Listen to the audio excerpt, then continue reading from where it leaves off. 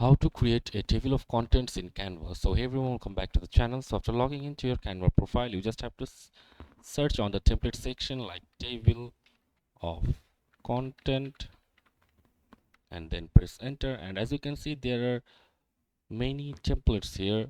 Some are paid and some are free. So we will just go with a free one right now. So let's choose this one and click on customize this template, and you have to customize your templates like your liking, and you can edit every words, and you can also add images regarding your subject, and you can also add